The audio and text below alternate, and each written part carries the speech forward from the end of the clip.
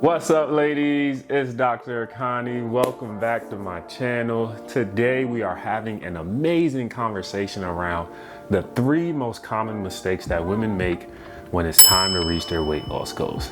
This conversation is going to be really great. These 3 tips are going to help you get closer to your weight loss goal, get clarity around your hormone health, get clarity around what movement needs to look like, and ultimately get you closer to your goal. So if you are excited, go ahead and put it in the comments. I'm excited. Let me know if this type of conversation is helpful and if you need more of this. I'm super excited. As always, be sure to like and subscribe. Be sure to stay to the end of this conversation because you don't want to miss anything. All right, let's get into it. Let's go. All right, let's dive right into hormone health. Now, there's going to be a pop-up coming across the screen.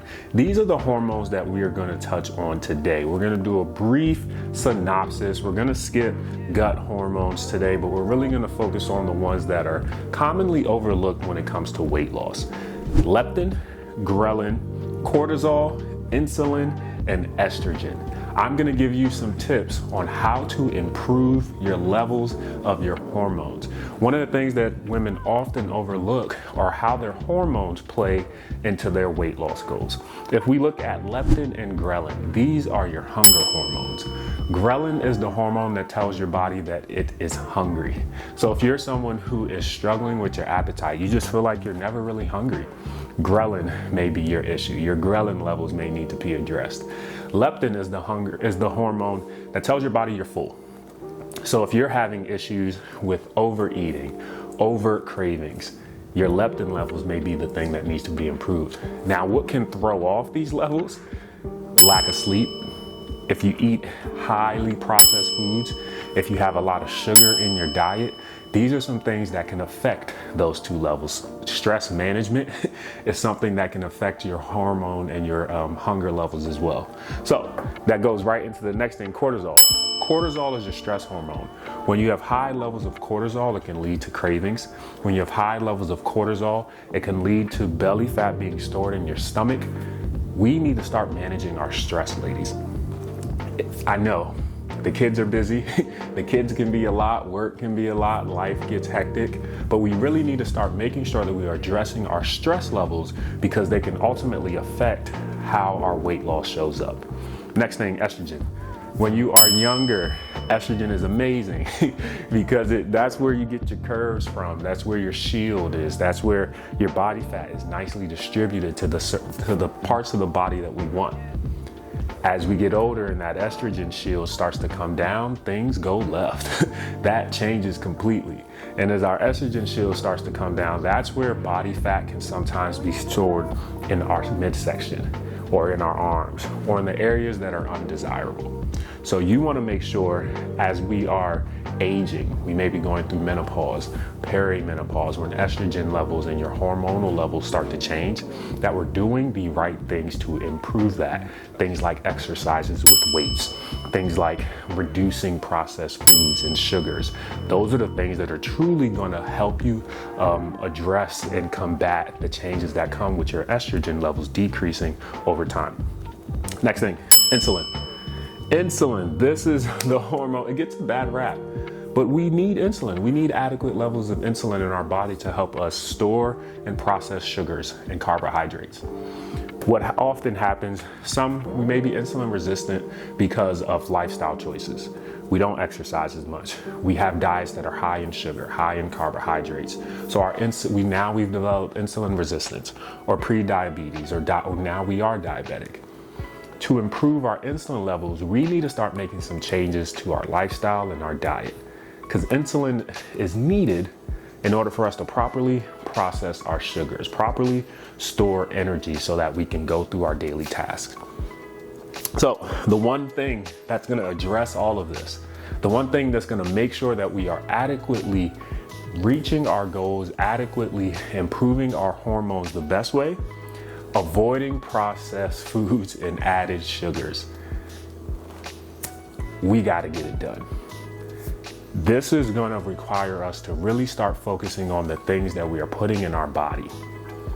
Processed foods, I understand there's sometimes we need it, but majority of our diet shouldn't come from it. We can get our canned vegetables if needed, if it's a budget thing. We can carve out the time to meal prep our meals. We have to figure out a way to reduce our sugars, looking at the sugar intake of things simple like ketchup, your barbecue sauces, making sure that we are adequately avoiding processed foods, reducing our sugar levels. This will improve your hormones significantly. If we do this, we can reach our weight loss goals. Go on, we're gonna talk about the next thing. But before you do that, I want you to put in the comments and let me know, and I need you to solidify and say, Doc, starting today, I promise to reduce my sugar intake, and I promise to start watching the processed foods that I eat. Put it in the comments so I know it's real. Put it in the comments so I know you watched this part of the video. Number 2, this one is gonna be quick, easy, direct, and to the point. We're not moving enough. We live a sedentary lifestyle. If you think about it, most of the time everyone just wants to go to the gym and utilize that 30 to 45 minute workout to solve our problems. When in reality, it's deeper than that. You have to work. It's not about just going to the gym, which is beneficial, but we have to change our sedentary lifestyle. Think about it. There's 168 hours in a week. You work out for 3 to 5 of those hours max. What are we doing with the rest of the 163 hours? Because that's where weight loss happens. It's increasing your daily steps, getting up and moving around during the day, whether it's stretching or just a quick stand break, things like that. We think about it, when you were younger, you were able to eat what you want and lose weight. Well, when we were younger, we were moving around all the time. My son, that boy don't stop moving. And because he doesn't move, he probably burns 2,000, 3,000 plus calories a day because he's moving. Now us as adults, we sit all day long. If you work from home, you're sitting. We after we're done work, we go sit on the couch. Then we go to sleep. We're sitting, then we lay down, then we rinse and repeat. And we wonder why it's hard for us to lose weight. So we have to start increasing our daily steps. My challenge for you, here on out, 6,000 or more steps every single day. Cool? Again, put it in the comments so I know it's real. I am going to move 6,000 or more steps from here on out. Cool? All right, moving on to the next thing. I just wanted to pause for a second and say, if you are someone who is struggling to reach their weight loss goals, and you know meal prep is an area that is very, very difficult for you, I went ahead and created 6 different meal plans to help you reach your weight loss goals and have more clarity and confidence in the kitchen. You never have to worry about what to eat when it comes to your goals. If you're struggling with your protein intake, I created high protein meal options to ensure that you're getting adequate protein to keep your curves, to ensure that you're getting stronger, to help you burn more calories, and to ultimately allow you to reach your weight loss goals. If you're a vegan and you need more vegetarian options that are higher in protein and that support your weight loss goals to keep you lean, keep you slim, and keep you feeling amazing, we have some vegan options as well. For those who just want the works and you know you need some breakfast, you know you need some snacks, you know you need a bunch of options, this meal prep bundle is going to be for you. The meal prep bundle is amazing because it's going to give you everything you need when it comes to weight loss. So what I want you to do is check out the description. There's going to be some info cards popping up, but check out the description and go ahead and grab you a meal plan. In the description, head over to that link. If you have any questions, let me know. Can't wait to see you over there. All right, so the last thing we are talking about is making sure that you are adequately tracking your calories. A common mistake that I see women make when they're tracking their calories, they don't account for things like olive oil, the butters, the ketchups, the sauces that we use. And that can be the thing that's significantly taking you over and causing you to gain weight or maintain the weight that you are at. Let's dive in. First, so I have some common things here. We have ketchup, olive oil, ranch dressing. I got some, my father-in-law he gave me some cranberry juice. I think when he bought it, he thought it was the regular kind. So he got the unsweetened and he gave them to me. They're super tart. I'll try it. But we'll dive into all of these things. So one of the things that I commonly see that's overlooked, we're not accounting for this. And let's say you're supposed to eat 1,500 calories to reach your weight loss goal. If you don't account for these things, you can be going over your goals and not even realizing it. Let's look at olive oil. Most of us, we use olive oil when we're cooking. 1 tablespoon of olive oil is 120 calories. 120 calories.